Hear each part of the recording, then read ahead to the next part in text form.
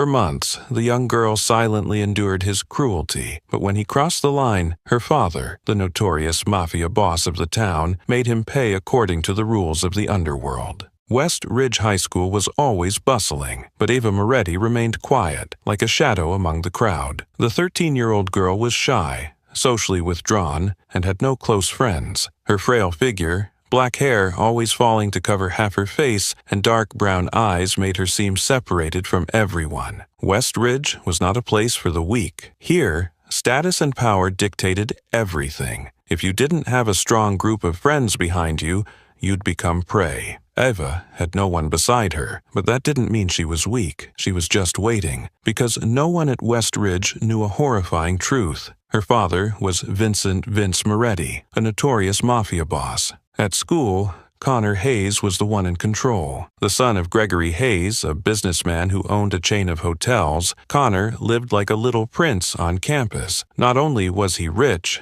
but he also had a sharp tongue, and the absolute confidence of someone who had never been denied anything in his life.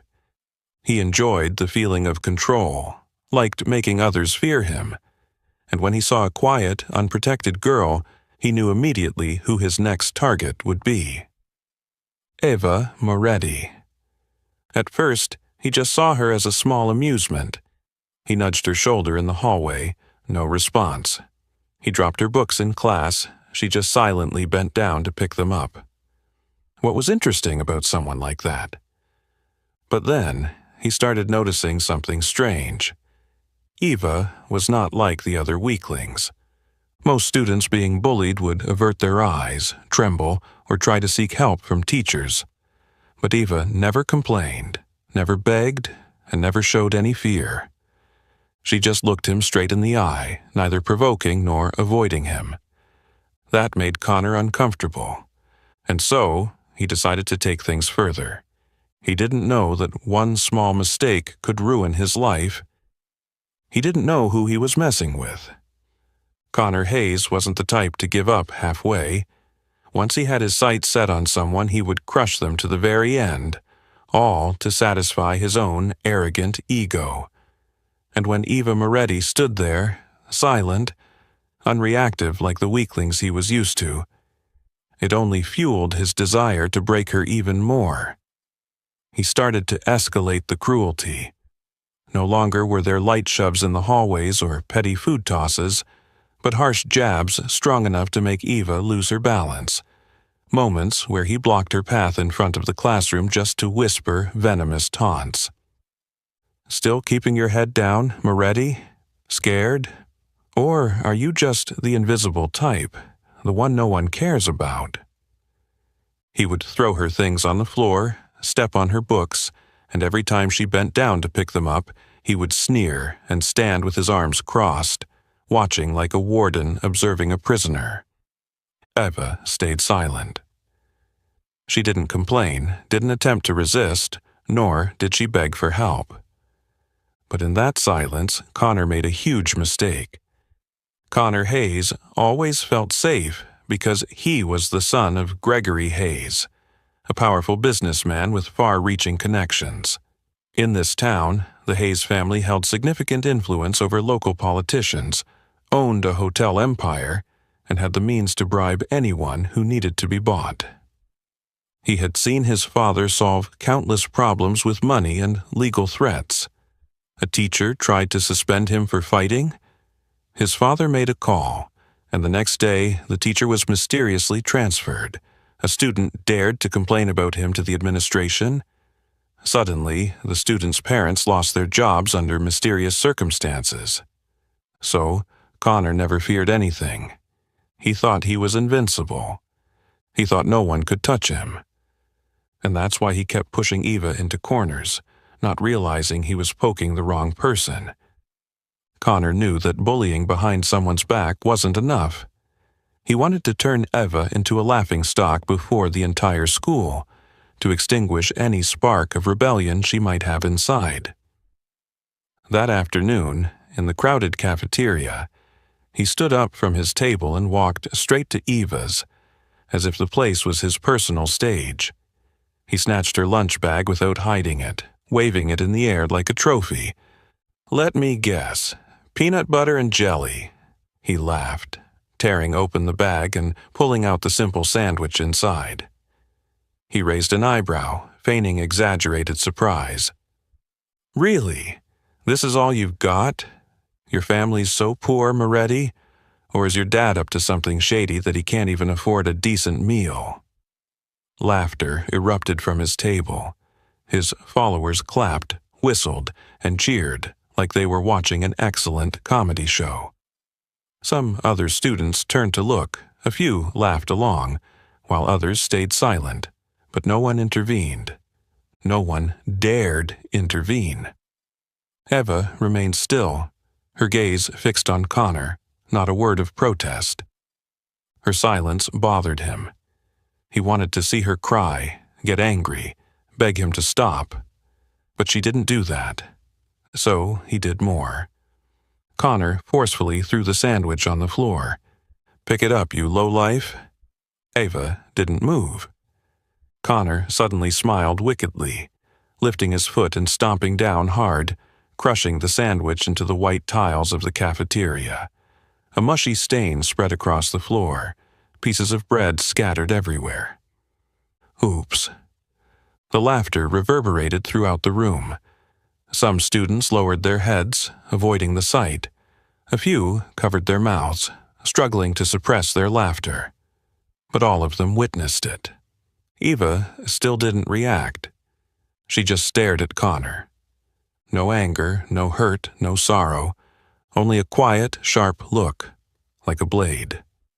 And for a brief moment, just a fleeting instant, Connor felt uncomfortable.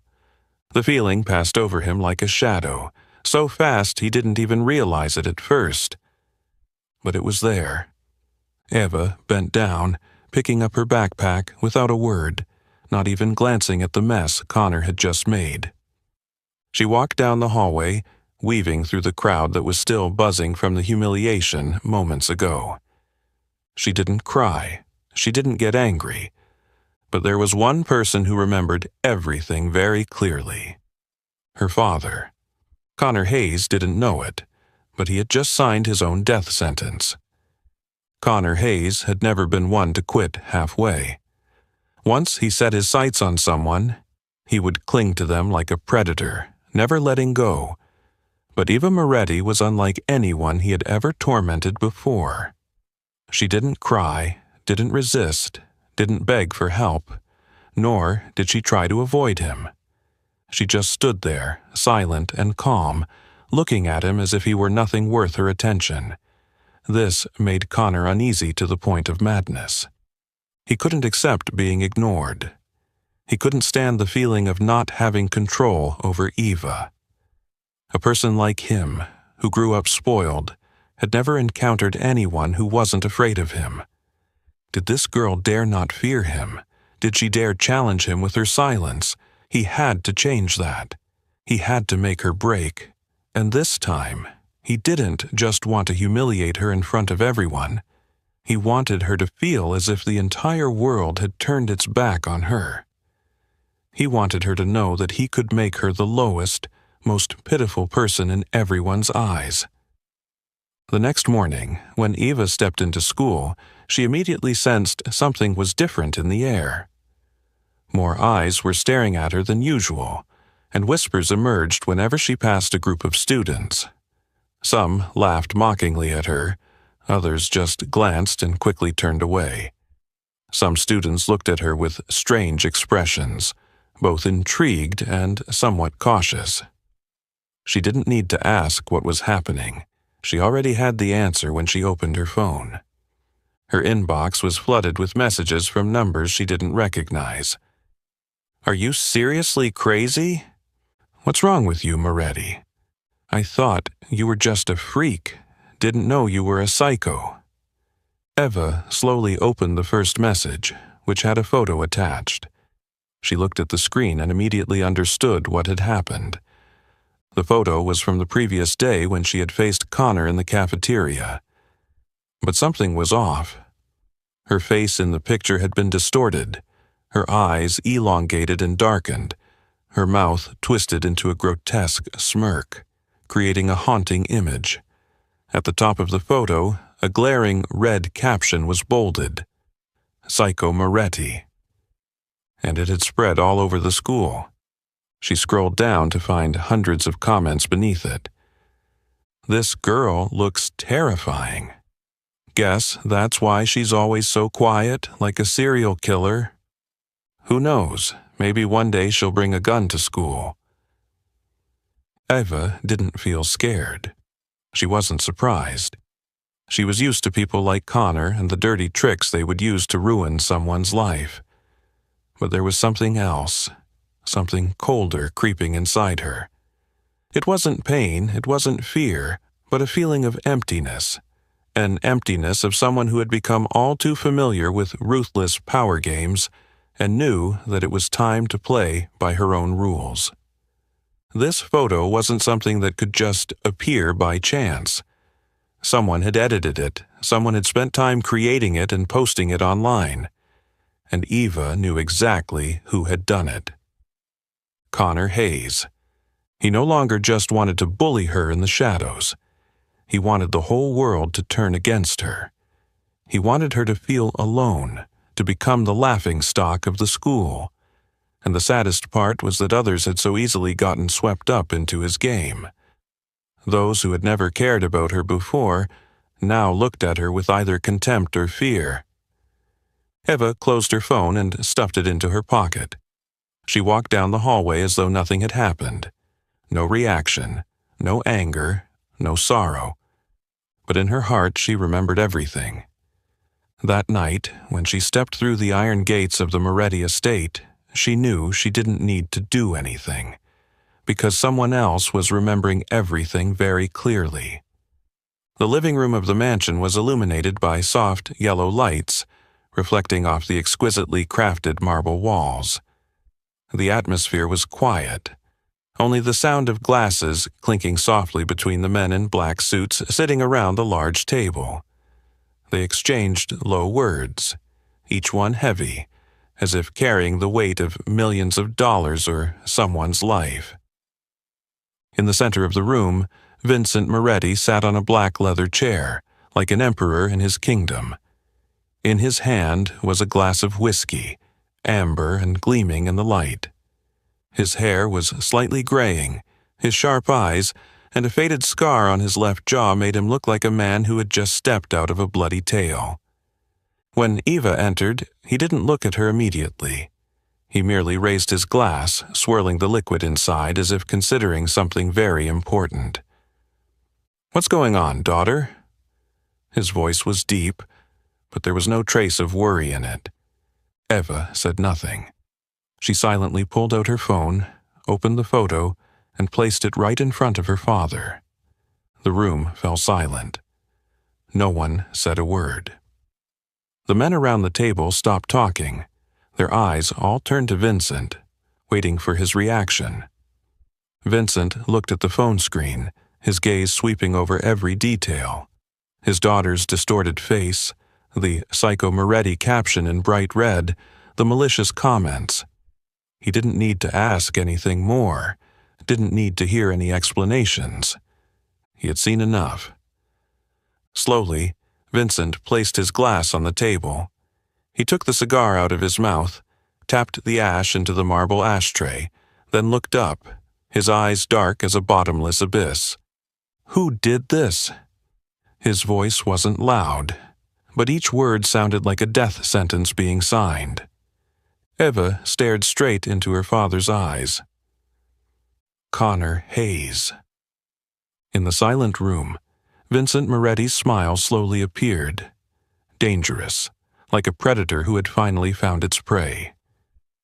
Connor Hayes had opened a door he should never have opened, and this time, Eva no longer needed to stay silent. Inside the Moretti mansion, the atmosphere remained as silent as a dark, still lake, but everyone knew that the storm had officially begun. Vincent Moretti was not a man prone to outbursts. He did not get angry the way ordinary men did. There were no shouts, no bursts of rage, no meaningless threats. Instead, he remained silent. his eyes sharp as cold blades scanning those around him. His silence was a dangerous signal that even his closest associates dared not break. Every wealthy man had his enemies, but with Vincent Moretti, no one dared to remain his enemy for long. Those who had opposed him in the past were either forgotten or buried beneath the concrete of some street in this city. And now, a high school kid dared to humiliate his daughter on his own turf? Vincent held the cigar in his hand, slowly bringing it to his mouth, but he did not smoke. He was thinking. In his mind, hundreds of ways to retaliate flashed by, but he did not need to rush. He was a man who understood that time always favored the one in power. He placed the cigar down on the marble ashtray, then gently leaned forward. Make it disappear. Just a few hours later, the maliciously edited photo of Eva vanished from all social media platforms. No one knew what had happened. Posts containing the photo disappeared instantly, even in private chat groups, as if they had never existed. Accounts that had posted or shared the photo were suddenly disabled, and no one could log in again. Some even dared not speak a word, for they had received anonymous messages, brief yet enough to send shivers down anyone's spine. Delete it now, before I come for you. Connor Hayes, of course, was aware of this. That evening, he lay lazily on his bed, scrolling through his phone, pleased to see that the rumors were still spreading. The whole school had started calling Eva Psycho Moretti. But in the blink of an eye, the posts vanished right before his eyes one by one. He tried to refresh the page, but all he saw was a blank screen. He opened Instagram, and his account had been logged out. When he tried to log in again, a notification appeared. This account does not exist. Connor furrowed his brow and tried checking his friends' phones in the group, but they were all facing the same issue. What the hell was going on? Little did he know, this was just the beginning. At exactly midnight, in the vast Hayes mansion, the landline rang. It was an internal line, used only by family members. This meant only a few people knew this number. Gregory Hayes, Connor's father, was a man who always had the habit of going to bed early and despised being disturbed in the middle of the night. He never answered calls outside business hours unless it was a matter of business. But when he saw the unfamiliar number on the screen, a sense of unease washed over him. With visible annoyance, he picked up the phone. Hello? On the other end, there was a brief silence, but not the usual kind of silence. This was the silence of someone holding absolute power, allowing the other person to feel the pressure before speaking. Then a low voice spoke. Tell your son to behave before I teach him my way. No introduction. No long-winded speech. Gregory Hayes knew exactly who he was speaking to. The hand holding the phone tightened, but he was no fool. Vincent Moretti was not a businessman. He was not a politician. He was not the type to compromise with money or covert deals. He was the darkness that no one wanted to face. Gregory tried to keep his voice calm. Vincent, I don't think this is something we need to blow out of proportion. It's just a bunch of kids messing around, nothing serious. The other end remained silent for a few seconds. Then Vincent exhaled slowly. We're both fathers, Gregory. If someone touched your son, what would you do? Gregory opened his mouth to say something, but Vincent continued, his voice deep, yet filled with cold menace. If someone touches my daughter, I'll bury him 6 feet under. There was no anger in Vincent's voice, only truth. Gregory felt his throat go dry. This wasn't a warning, it was a sentence. I'll talk to Connor. Gregory's voice had turned hoarse. Good, Vincent said, then hung up without another word. Meanwhile, Connor Hayes had no idea what storm was about to hit him. He was still lying in bed, frustrated over losing his account, but he didn't think it was anything serious. But just minutes after his father finished the call with Vincent, the door to his room burst open violently. Gregory Hayes walked in, his face ashen as if he had seen death itself. Connor jumped up in surprise. "Dad, what's going on?" Gregory did not answer immediately. He just stood there, looking at his son with a mixture of anger and fear in his eyes. Then, slowly, he walked over, placed both hands on Connor's shoulders, squeezing tightly, and growled each word. "What have you done to Vincent Moretti's daughter?" Connor frowned. He was about to respond casually, but when he looked into his father's eyes, he realized something. For the first time in his life, he saw his father afraid, and it was at that moment that he began to feel real unease. But he still didn't understand who he had just crossed. Connor Hayes was not the type to easily be scared. He had spent his entire life sheltered by the wealth, power, and status of his family. He had never faced any serious consequences, never felt the sensation of being placed in a vulnerable position. But tonight, for the first time in his life, he began to feel that something was terribly wrong. The party that night went on like any other rich kid's party. A lavish mansion, expensive cocktails, and the heirs of vast fortunes gathered, bragging about money they had never had to work for. Connor was the center of his group, as confident as a king in his own kingdom. But amidst the laughter and chatter, he couldn't shake off the unsettling feeling from the conversation he had earlier with his father. Gregory Hayes had not been clear about what Vincent Moretti had done, but he had given a very clear warning. "Stop. Now." Connor had only laughed dismissively. He didn't believe the stories about Moretti. Mafia? He might have been some old gangster, but who still believed in people like that nowadays? He thought his father was just exaggerating the whole thing. Just a bully picking on a weak kid. Just some girl who couldn't handle the pressure. What could possibly be so serious to make his father fear like this? But he would soon realize just how wrong he was. The party ended around 1 a.m. Connor left the mansion, slightly dizzy from a few drinks, even though he wasn't old enough to be drinking. He walked to the parking lot, fumbling through his pockets for his car keys. Just as he was about to unlock his car, a sleek black Cadillac quietly parked in front of him. Connor stopped, narrowing his eyes. Before he could react, two men in suits stepped out. The streetlights cast shadows on their faces, revealing cold, indifferent features with no trace of friendliness or coincidence. One of them spoke, his voice deep and crisp, like an order that couldn't be refused. "Hey, get in the car." Connor smirked, trying to remain calm. "Who do you think you are? Some kind of security guards?" But when the car door opened, his smile faded. Inside the car, Vincent Moretti was sitting, waiting.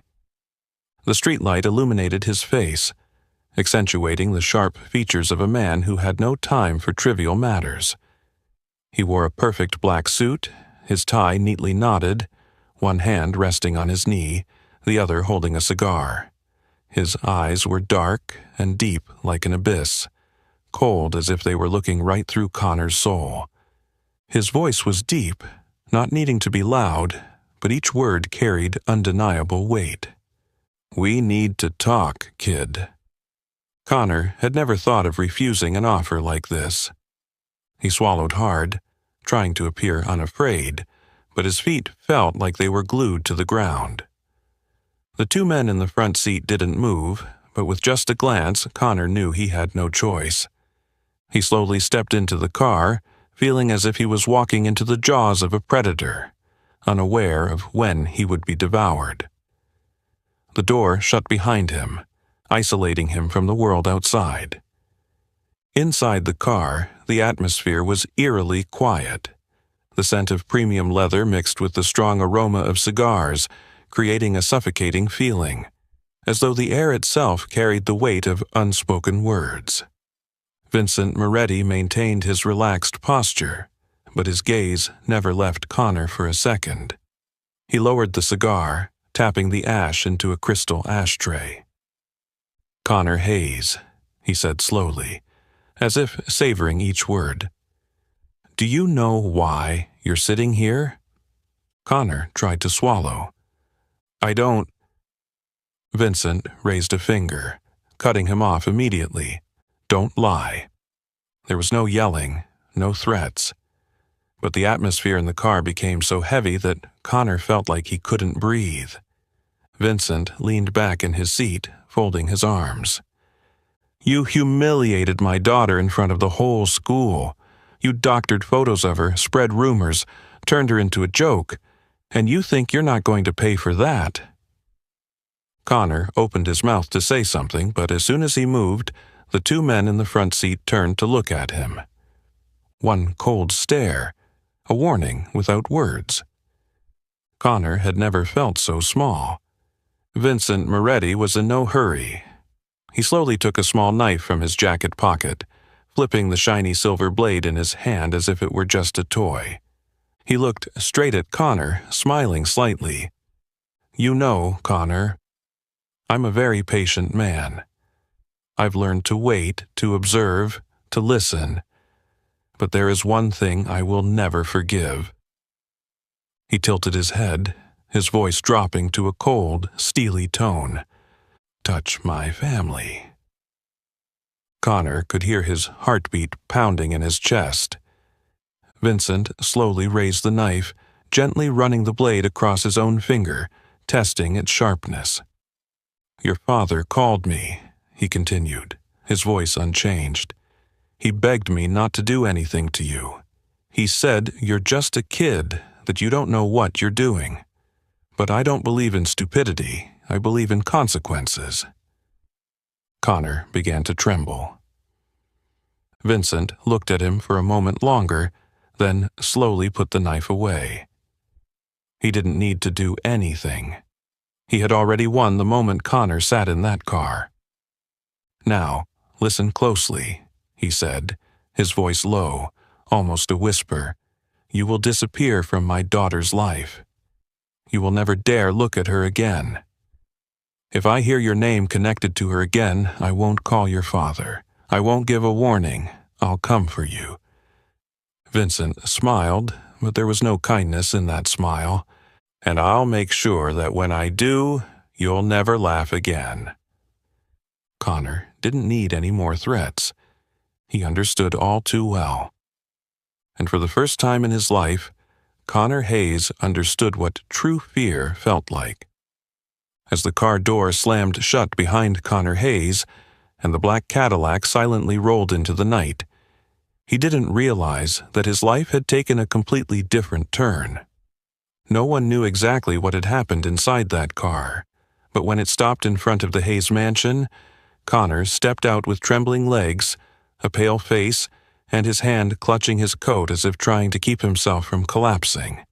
That night, he didn't sleep. His room was immersed in darkness, but his eyes were wide open, as if at any moment a shadow could appear from the corner of the room, as if Vincent Moretti were still there, standing right before him, whispering horrifying warnings into his ear. He didn't dare leave the bed. He didn't dare check his phone. Everything inside him had changed. The next morning, West Ridge High School opened like any other day. Students huddled by their lockers, gossiping about trivial things, basketball games, the latest rumors in the school. But as soon as the bell rang to signal the start of the first period, something unusual began to surface.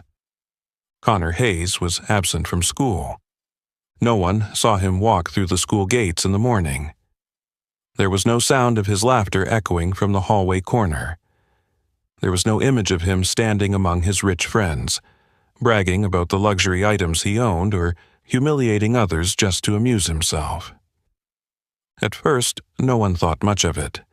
Maybe he was just sick or skipping school like he had done many times before. But then, A rumor started to spread, slinking through the hallways and classrooms, passed from one person to another like a cold winter wind. I heard Connor was threatened by someone. Last night, someone saw a black car take him away. I heard he's too scared to leave his room. No one knew where this rumor started, but the more people heard it, the heavier it seemed to become. Then another theory was added, making everything even more sinister. I heard his parents are trying to send him abroad. That was when things got serious.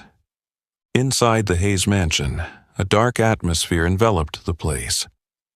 Every door was shut tight, and the curtains were drawn as if trying to hide something from the outside world. Gregory Hayes sat in the armchair, his hand clenched so tightly that his knuckles turned white. Across from him was his wife, Margaret Hayes, who was clearly agitated, her eyes filled with worry as she repeatedly dialed numbers, searching for information, but unable to connect with anyone who could help them. Connor sat in the chair beside them, his face still pale from the night before. He didn't say a word. Since stepping into the house, he had just sat quietly, his eyes blankly staring at his hands, occasionally twitching as though recalling a nightmare he couldn't escape. He had never felt like this before. For the first time in his life, he felt powerless. For the first time in his life, he understood what real fear was. Margaret quickly walked over to her husband, her voice tense. "We have to do something, Gregory. Our son." Gregory looked up at his wife. He didn't say anything for a moment, but his gaze was hollow, as if he had realized there was no way out of this situation. Then he sighed. "We have to leave." Margaret's eyes widened. "What? What are you saying? We can't. We have no choice." Gregory interrupted, his voice no longer holding the calm demeanor it usually did. "Don't you understand, Margaret? This is no longer a school issue. This isn't a game. This is Vincent Moretti." That name made Margaret freeze. She knew Moretti. Who in town didn't know him? But she still couldn't accept that their family, a family with money, with status, had to fear someone like him. "We could..." She tried to say something, but Gregory slammed his hand on the table, startling her. "We can't do anything." He emphasized each word. "Someone like Moretti isn't someone you can bribe or negotiate with. He doesn't care about those things. He has one rule. No one touches his family without paying the price." Margaret couldn't say anything more. The entire room fell into a chilling silence. Gregory turned back, looking directly at his son. "Connor." His voice was cold. "Tomorrow, you're not going to school anymore. We'll arrange for you to go somewhere else. Maybe New York, maybe Europe. But you will never come back to this town." Connor looked up at his father. His eyes were filled with fear, but there was something else. Resignation. He knew this was no longer a choice. He had to leave. The rumor continued to spread. No one knew exactly what had happened to Connor, but everyone understood one thing. He was gone. The Hayes mansion became eerily quiet. No longer hosting lavish parties, no longer seeing expensive sports cars driving in and out. The windows were closed, the curtains drawn, and in school, something had changed. The students, the ones who had followed Connor to bully others, were now unusually silent. No one dared mention his name. No one dared mention Eva Moretti. They knew that an era had ended. No warning was needed, no blood was shed. Vincent Moretti had acted, and as always, he left no trace but utter fear. The Hayes mansion, once a symbol of wealth and power, now lay immersed in a heavy atmosphere. Gone were the lavish parties, the expensive sports cars parked at the gate. The lights inside still burned, but their glow no longer radiated luxury as before. It now carried an invisible tension. Gregory Hayes sat in an armchair in his office, his hand gripping a glass of wine he had yet to drink. He had once been a proud man, believing money could buy anything, but tonight, for the first time in his life, he felt small. Connor was still upstairs, silent, saying nothing to anyone. He hadn't slept since the previous night. When his father had told him to leave town, he hadn't protested. He knew he had no choice. Gregory had once thought he could control everything. He had dealt with countless competitors, silenced scandals with money and connections. But this time, he couldn't buy safety. He knew Vincent Moretti wasn't the type of man you could negotiate with money. But he had to try. The following afternoon, a sleek black Mercedes rolled into the private grounds of the Moretti estate. 2 bodyguards in suits got out first, scanning the surroundings. Then a middle-aged man with a dignified appearance and streaks of gray in his hair stepped out. Gregory Hayes had come personally to meet Vincent Moretti. The Moretti mansion wasn't the flashy, ostentatious type like his own. Instead, it exuded a quiet, commanding presence.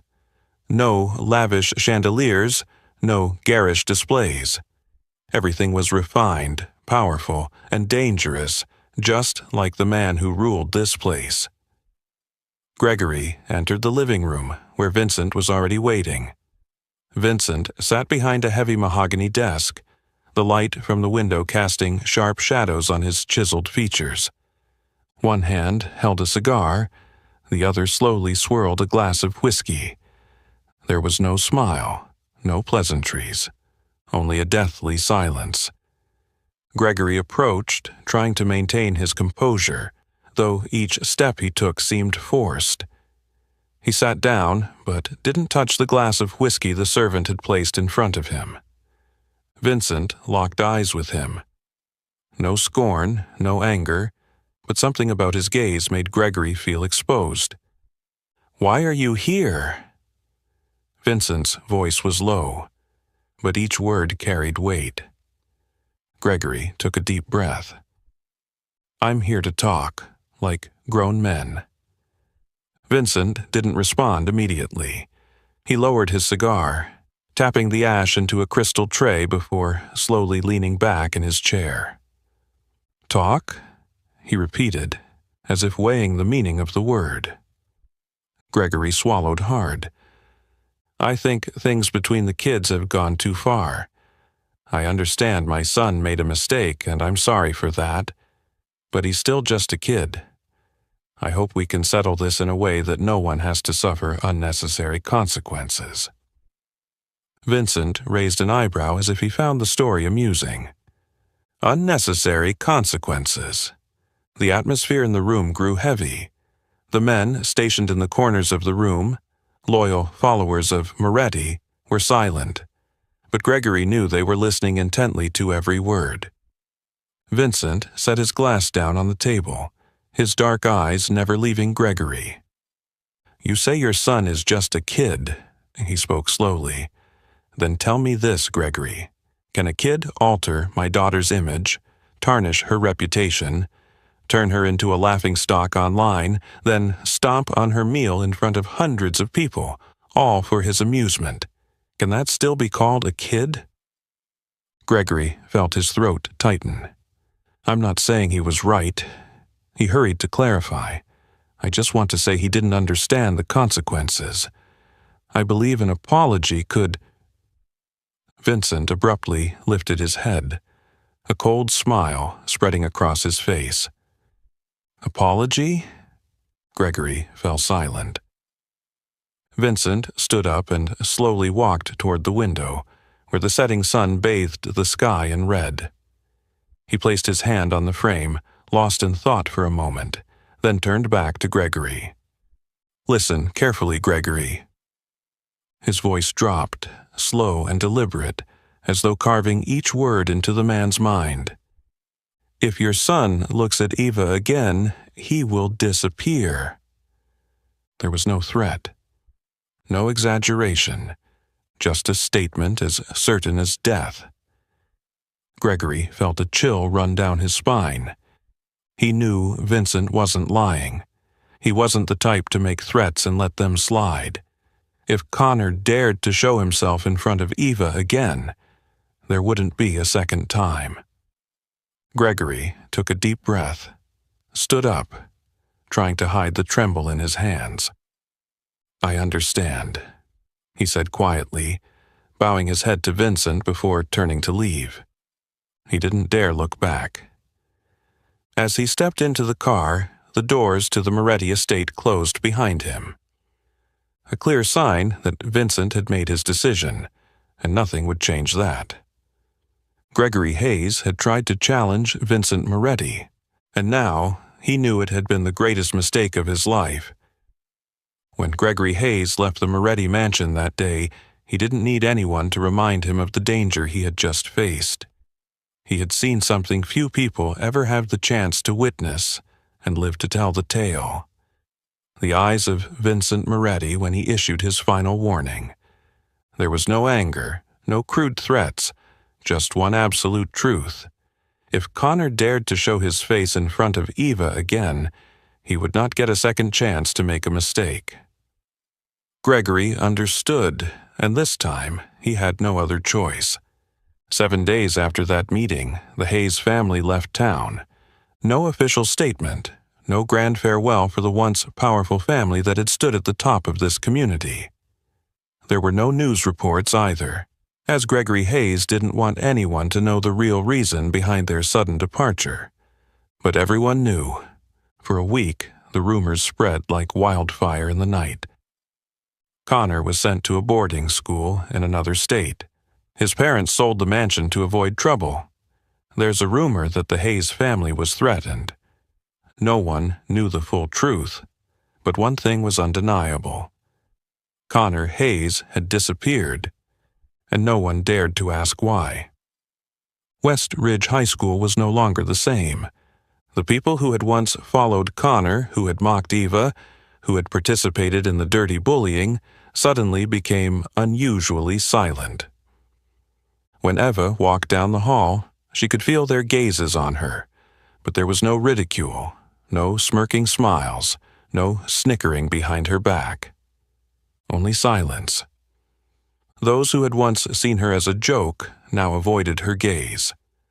Lena Parker, Connor's ex-girlfriend, the one who had laughed loudly when Eva was humiliated in the cafeteria, now lowered her head and avoided eye contact when she saw Eva walking by.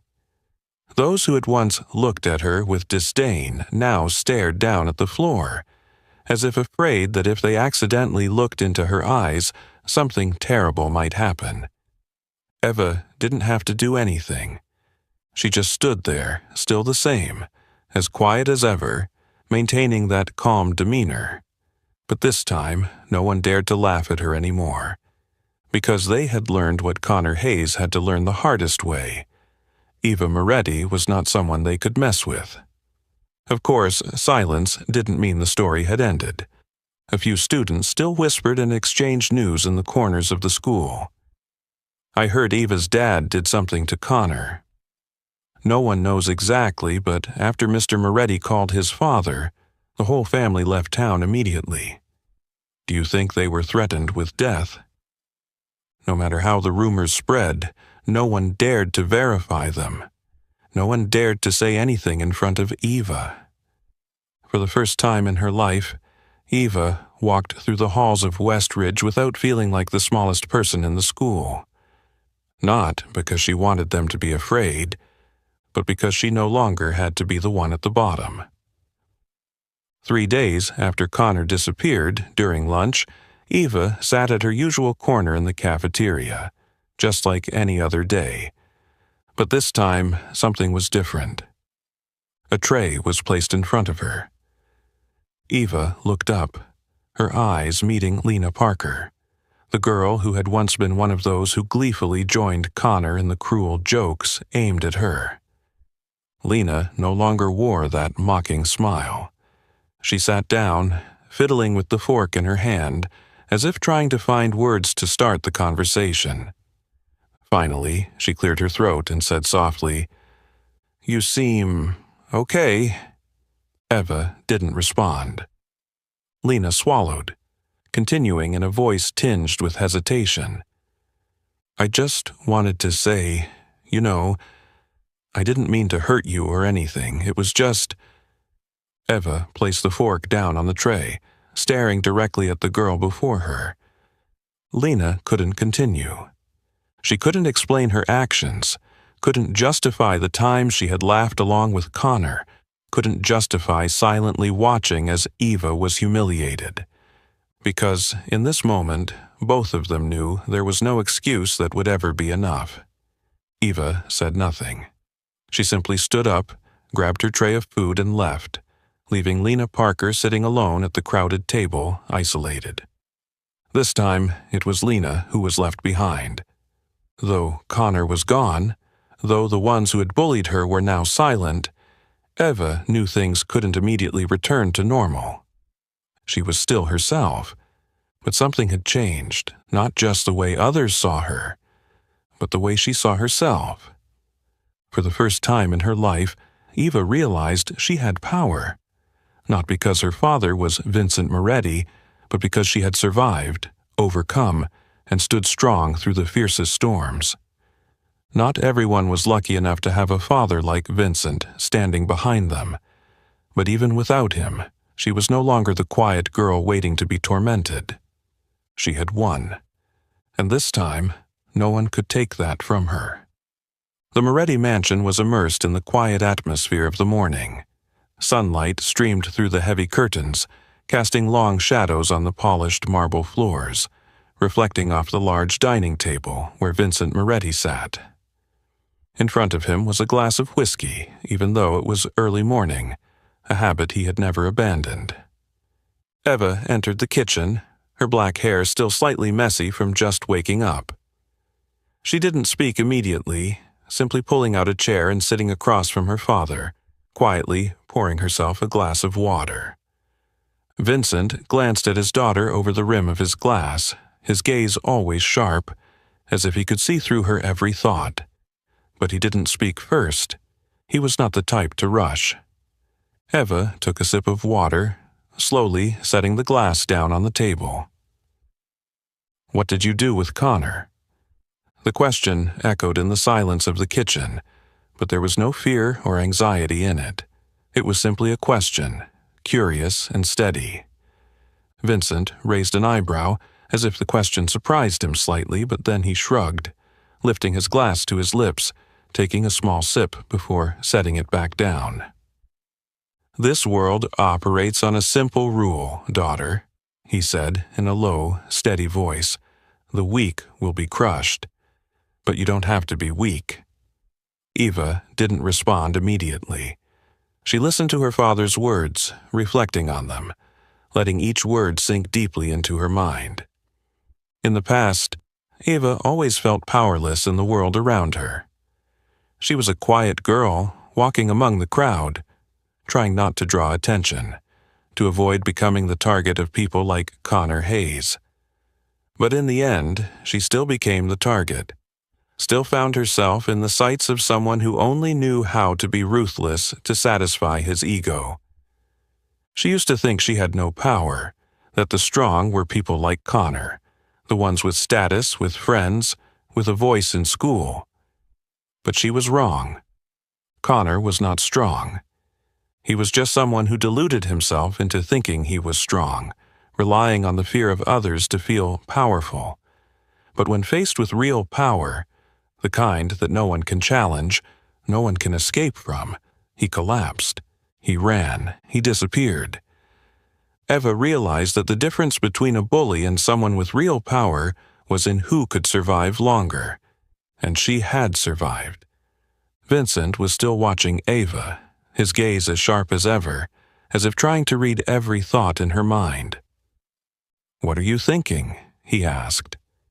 Eva paused for a moment, then lifted her glass of water, gently swirling it in her hand, her gaze never leaving the transparent liquid inside. "Do you ever regret anything?"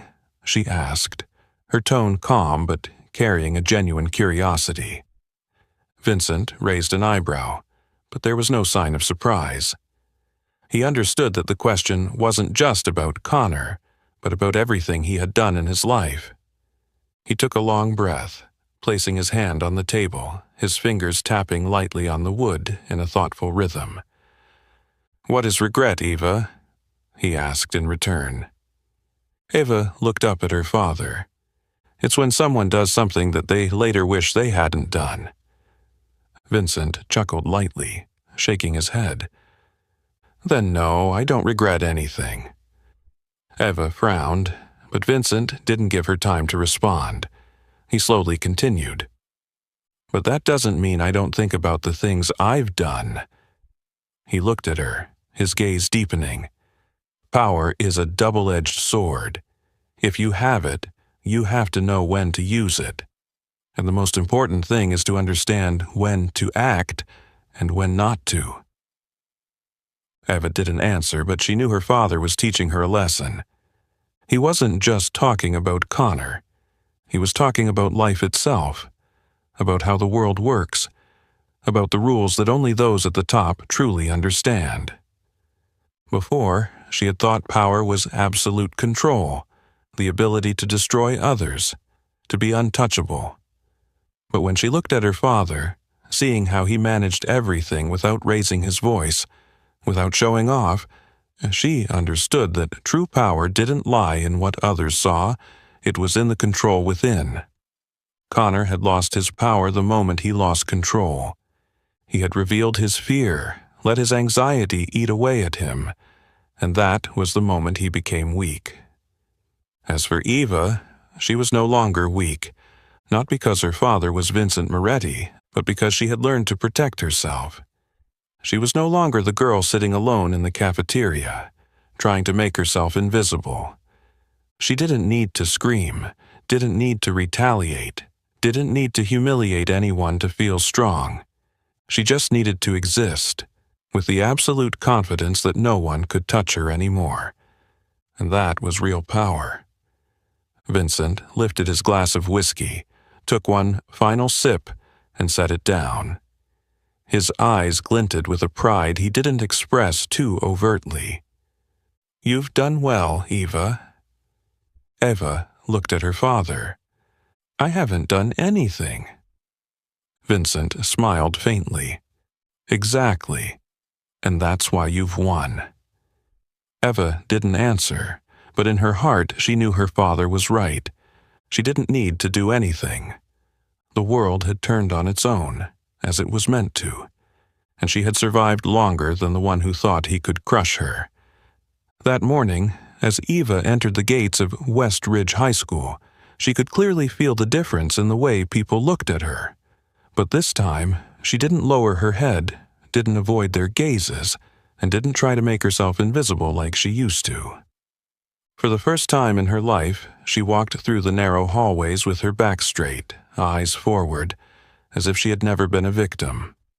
She didn't need to appear dangerous, didn't need to threaten anyone, and didn't need to seek revenge on anyone. But simply by being there, calm and unafraid, she was enough to make others nervous. There were no more whispers as she passed by, no more sneering smiles, no more scrutinizing glances from Connor's friends, those who had once seen her as their amusement. Everything had changed. When Eva passed by Connor's old group of friends, she saw Lena Parker standing there, her messy blonde hair as if she hadn't slept all night. Lena had been the first to mock Eva every time Connor made fun of her, the one who whispered cruel words behind her back. But today, as Eva walked past, Lena looked down, clutching her backpack straps, as if she just wanted to disappear from that spot. Beside her, some of the boys from Connor's group were no better. No one dared say anything. Before, they would have burst out laughing, nudging each other, gossiping, throwing sarcastic comments to make Eva uncomfortable. But now, they were all silent. Eva didn't have to do anything. It was Connor's absence that had left a void no one in the group could fill. He had been the center of power, the one who ruled through fear, pulling everyone into his cruel spiral. But when he left in a way no one fully understood, they didn't know what to do anymore. They didn't know whether to continue bullying Eva because no one knew what had happened to Connor. And that vague fear was the most terrifying thing. At West Ridge, no one dared to openly take sides, but everyone understood who the real power was. As Eva walked into the classroom, a few students glanced at her, but no one said anything. Some quickly turned away, pretending to focus on their phones or books, but Eva could sense that something had shifted in their eyes. No longer was there pity. No longer was there disdain. For the first time, there was respect. A few people who had been indifferent before now nodded slightly as she passed by. A small gesture, but one that meant more than 1,000 words. Some even mouthed something, as if they wanted to say something, but no one dared speak out, because they knew Eva was no longer the girl being bullied. She wasn't the one sitting alone in the cafeteria anymore, hiding from malicious stares. She had changed. One thing Eva realized that day was this: power wasn't about humiliating others, it was about not letting anyone humiliate you. Connor had used power to control, to spread fear, and manipulate everyone. But that power only existed because others allowed it to. Eva didn't need to do that. She didn't need to prove her strength through revenge, didn't need to appear more dangerous or cold than necessary. She didn't need to stand up in class and shout at the people who had bullied her. Didn't need to try to get justice from anyone, because just by standing there, still unbroken, was the strongest proof. When the bell rang for lunch, Eva no longer quietly left the class like she used to. She stood up, slung her backpack over her shoulder, and walked out with a completely different posture, the posture of someone no longer bound by the past. When Eva sat down at the lunch table, a place where she had always been alone before, it wasn't like that anymore. She was picking up a bite of food when a voice spoke next to her. "Is this seat taken?" Eva looked up and saw a classmate, Sophia Reed, hesitating in front of her. Sophia was a quiet student but had never been part of the bullies. Eva looked at her for a moment, then shrugged. "You can sit here." Sophia sat down, placing her food tray on the table. A while later, another boy from the class pulled out a chair and sat down with them. Eva wasn't used to this. She'd been so accustomed to loneliness, to being the outsider. But this time, she wasn't the outsider anymore. By the end of the day, as Eva walked out of the school gates, she realized something important. She didn't need to win in Connor's game because she had completely stepped out of it. She was no longer the victim. She didn't need to become the villain either. She was simply Eva Moretti, and for the first time in her life, that was enough. Not everyone knows how to face change. Those who once mocked Eva no longer laugh, but their reactions are all different. Some try to act as if nothing ever happened. They say nothing, avoid her, but dare not look her in the eye when they walk past her in the hallway. They avoid her as if afraid that just making eye contact will cause something from her to spread to them, a kind of invisible power, the power that comes from being unyielding. Others, especially those who once sided with Connor, start trying to befriend her. Not because they genuinely feel sorry, but because they understand the balance of power has shifted. In an environment like Westridge, everyone wants to be on the side of the strong. And now, the strong one is no longer Connor. But Eva doesn't care. She doesn't need fake friends. She doesn't need apologies that don't come from the heart. And that is precisely why they all fear her even more. Among those who once stood with Connor, Lena Parker is perhaps the most affected. She used to be part of the power circle, always by Connor's side, laughing when he insulted others, contributing to his dirty games. She was never truly the leader, but she knew how to enjoy the power of someone stronger than herself. But now what? Connor is no longer here, and she doesn't know what role she's supposed to play. For a week after Connor disappeared, Lena didn't dare come near Eva. She saw how the others avoided looking at her, saw how the students began whispering when Lena walked by. She knew she had been forgotten, a puppet with no strings left to pull. But the feeling of being forgotten wasn't what worried her the most. What worried Lena most was Eva. She couldn't understand what Eva was thinking, didn't know if Eva intended to retaliate, and it was that uncertainty that was her greatest fear. Finally, Lena decided she had to do something. That day, after class, when Eva was taking books from her locker, a voice called out behind her, "Eva, wait." Eva didn't need to turn around to know who it was. Lena stood there, hesitating, gripping the strap of her backpack as if it was the only thing that could keep her steady. Eva didn't say anything, just closed her locker and looked directly at Lena, waiting. Lena bit her lip, then took a deep breath. "I just want to say, I'm sorry." Eva raised an eyebrow slightly. Lena continued, her voice trembling. "I didn't think things would go this far. I never really hated you or wanted to hurt you." Eva remained silent, her gaze sharp, as if dissecting every word Lena said to find the truth. Lena looked down at the floor, speaking more softly now. "I just thought I didn't want to be the target, and if standing by Connor meant safety, then I chose the wrong way." Eva stared at Lena for a long moment. Then she gave a faint, hollow smile. There was no anger, no contempt, just a simple, cold understanding. She didn't need to hear this apology, because she already knew the reason, because this apology wasn't for her, it was for Lena, because she wanted to shake off the guilt, to seek forgiveness so she could sleep soundly at night. Eva didn't say anything more.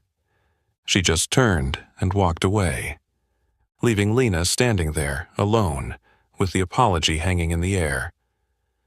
Lena didn't try to call her back, because she knew an apology couldn't erase the past. After that conversation, Lena never dared to mention Eva again. She still went to school, still walked the familiar hallways, but no one really stood by her anymore. No Connor, no group of followers. She used to protect herself by standing with the strong, but now the strong one had disappeared, and now she was left all alone. The ones who used to bully Eva didn't fare much better. Some tried to approach her, testing whether they could fill the gap left by Connor, but Eva didn't need them.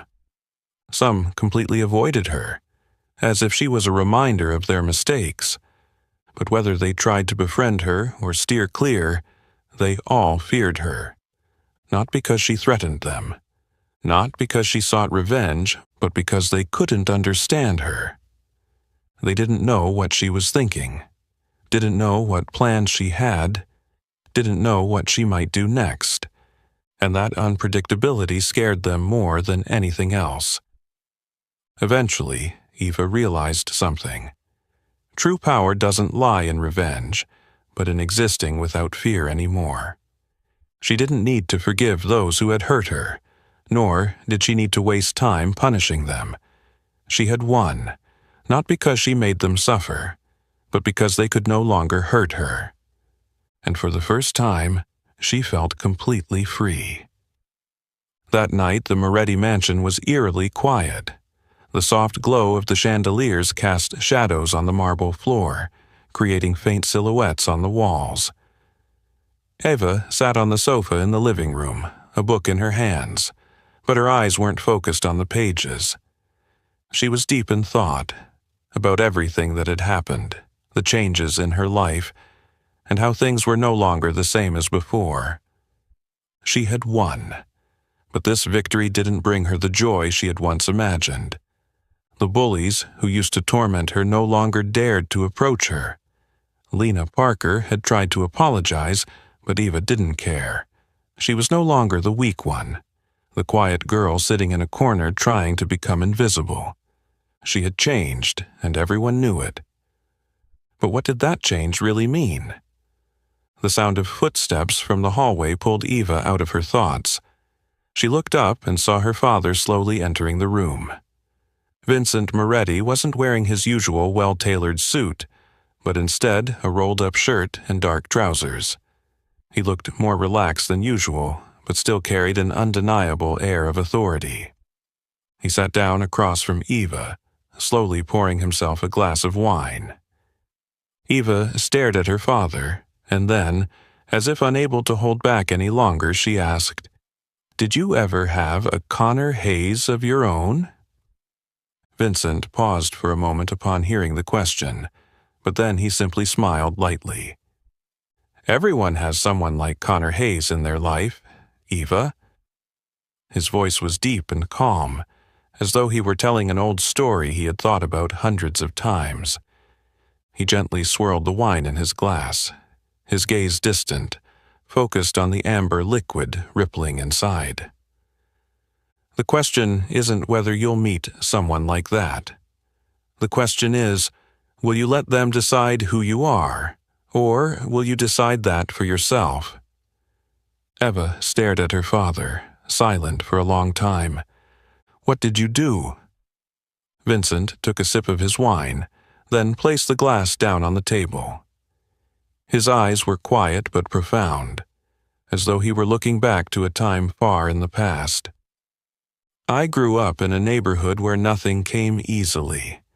If you wanted to survive, you had to fight to hold on to what was yours."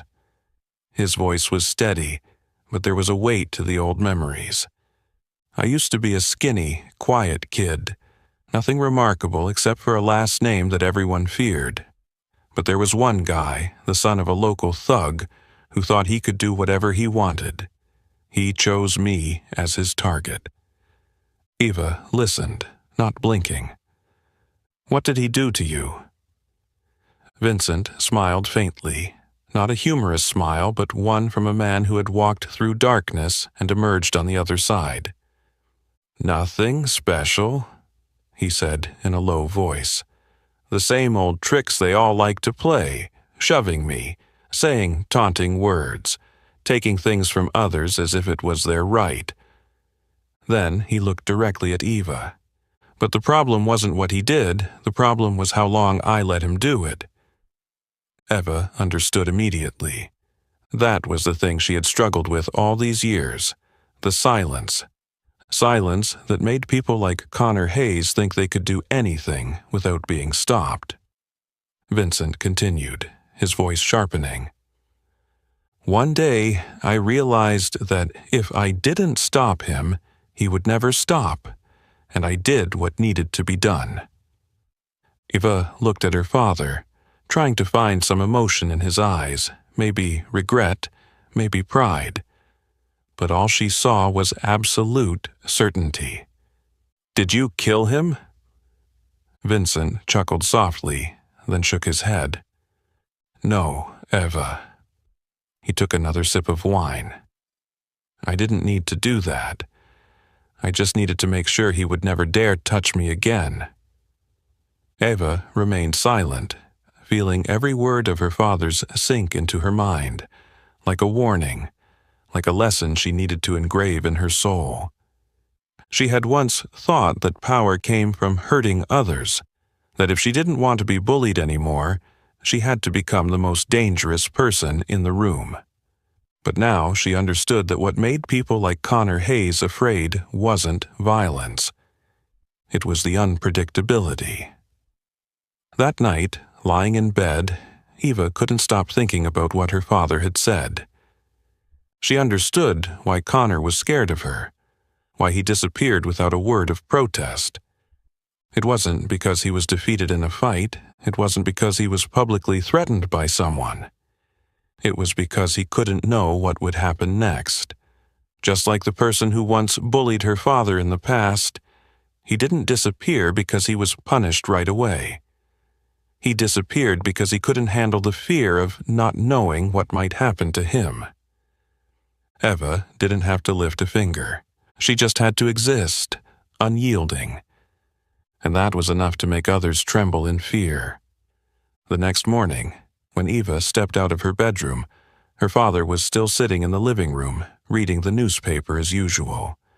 She approached, hesitated for a moment, then asked quietly, "Do you think I did the right thing?" Vincent put down the newspaper, looking at her for a long while. Then he nodded, a faint smile appearing at the corner of his mouth. "You didn't let others decide who you are, Eva?" He picked up his glass of wine and took a small sip. "And that's all that matters." Eva realized she no longer needed to do anything. She had won, not through violence, not through acts of revenge, but through the silent fear that had tightly gripped the minds of those who once saw her as a target. Connor Hayes was gone. No one knew exactly what happened to him, but everyone knew the reason. No one dared to speak openly, but the whispers behind her back, the fearful glances whenever his name was mentioned, were the clearest evidence. And the scariest thing for those who had once mocked Eva was the fact that she hadn't done anything at all. She didn't speak up, she didn't seek justice, she didn't react. Her silence alone was enough to make them panic, because they didn't know what she was thinking. They didn't know what plans she had. They didn't know if one day she would suddenly appear with a slight smile and an unavoidable verdict. Before, Eva had always thought that to avoid being bullied, she had to become stronger than the others. She had to fight back, rise up, make them feel the pain they had caused her. But now she understood that true strength wasn't in violence. It was in absolute control. Those who had once bullied her now couldn't face the very wrongs they had committed. Those who had once looked at her with disdain no longer dared to meet her eyes. Those who had once thought she was the weakest in the school now understood that they themselves were the truly weak ones. Eva didn't need to prove any of this. They understood it on their own, and that was the greatest victory. Some people learn their lesson early, while others learn it too late. Lena Parker was one of those who learned it too late. Since the day Connor disappeared, Lena had tried to approach Eva, tried to apologize, tried to justify what she had done. But Eva didn't need to hear those apologies. She didn't need Lena to kneel and beg for forgiveness. She had won, not because she had been compensated, but because Lena would forever live with the fear that she could never make up for what she had done. In the days that followed, Lena grew quieter. No more confidence, no more fake smiles, no more cruel taunts. Lena couldn't return to her old group of friends because no one wanted to be associated with her. Those who had once laughed at Eva now didn't want to be involved with her either. She became a lonely shadow, a living reminder of the downfall of someone who had once thought herself strong. That day, when Eva walked down the school hallway, she felt for the first time that she was truly free. No one looked at her with pity. No one whispered about her behind her back. No one dared to be hostile toward her anymore. She had survived the storm, and now the storm had passed. Eva no longer walked like someone trying to hide. No more lowering her head, no more keeping silent out of fear. She walked with absolute confidence, not the arrogance of someone seeking revenge, but the calm of someone who no longer needed to seek revenge. The days of suffering were over. The fears had been cast aside. And now, Eva Moretti had become herself, a person no longer defined by anyone, no longer controlled by anyone, no longer letting anyone determine her worth. She had reclaimed herself. And that was true freedom. The hallways of Westridge High School had never been this quiet. There were no more snickers behind Eva's back, no more whispers every time she walked by. Those who had once been part of the crowd mocking her, those who had once seen her as a joke, no longer dared to look her in the eye. And this time, she was no longer the victim. Eva walked, not fast, not slow, not needing to appear strong or intimidating. She was simply herself, and that was enough. There was something unspoken, something everyone knew but no one dared to say. Connor Hayes had learned his lesson. Somehow, he had disappeared from the school, from the town, from the lives of those who once followed him. No one knew exactly what had happened, but everyone understood that some things were better left unsaid. Connor was no longer here. Those who had supported him had found ways to distance themselves from his shadow, and most importantly, no one dared to take his place. West Ridge had once had an order where the strong could trample the weak, but after Connor disappeared, no one dared to step up to fill his position. Because now, everyone understood there were lines you shouldn't cross. Because now, they knew not everyone was an easy target. Because now, they knew that sometimes the weak were not as weak as they seemed. Lena Parker was still at the school, but she was no longer the same person. Those who had once surrounded her were gone. No one wanted to be associated with the name Connor Hayes anymore, and no one wanted to mention the day everything changed. Lena once had everything: status, attention, the protection of someone stronger. But now all she had left was silence. One day, when Eva walked past Lena in the hallway, she instinctively lowered her head, as if by reflex. Eva gave her a brief glance. No pity, no contempt, just a fleeting look. Then she continued walking. Lena didn't say anything, because this time she had nothing left to say. Eva no longer ate lunch alone. Not because she needed anyone to sit with her, not because she was trying to make friends, but because this time others had come to her first. Sophia Reed, who had once only watched from a distance, was now one of the few brave enough to sit next to Eva. She didn't ask about Connor, didn't ask about what had happened, because she understood that some stories didn't need to be retold. One day, as they sat eating lunch, Sophia suddenly looked up at Eva, hesitating slightly before asking, "Did you ever think it would end up like this?" Eva paused for a moment, then took a sip of water and replied nonchalantly, "No, but I knew it had to end this way." Sophia nodded, as if she understood, because that was the truth. The storm had passed, and Eva was still here. When Eva got home that evening, her father was sitting in his usual chair, a glass of liquor in hand, his gaze as sharp as ever. He didn't ask her about school, didn't ask her about the people who had once bullied her, because he knew she had already figured it all out. Vincent Moretti was not the type of man to speak much. He just looked at his daughter for a moment, then lifted his glass toward her, silently acknowledging her. Eva understood the meaning of that gesture. It wasn't praise, it wasn't congratulations. It was simply an acknowledgement that she had weathered the storm without being swept away. She didn't need anyone to tell her she had changed. She knew she had, and that was enough. The next morning, when Eva walked into school, the atmosphere was the same as any other day. Rows of lockers lined the hallway. The bells rang to signal class time. The cautious glances from those who had once looked down on her, but this time no one dared to see her as a victim anymore. No one dared to laugh. No one dared to test her limits. She had survived the worst of times, and now she was no longer bound by the past. She had walked through the storm. She had left everything behind. And now she walked as if no one could ever hurt her again. Eva Moretti's story wasn't just about revenge or power, but about survival and how she reclaimed herself. She didn't need to use violence to get back at those who had hurt her. She didn't need to shout for justice. She only needed to exist without fear. Connor Hayes had learned his lesson, but more importantly, Eva had learned the most important lesson of all. No one has the right to define who she is except for herself. And that was the real victory. But that raises a question for you.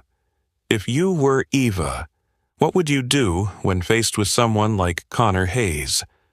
Would you stay silent and endure, or would you stand up in your own way? Leave your thoughts in the comments below.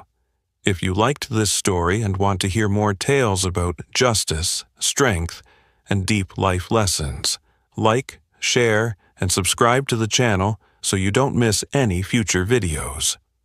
Remember, in this world, true power is not in the loudest voice, but in the one who doesn't need to prove it.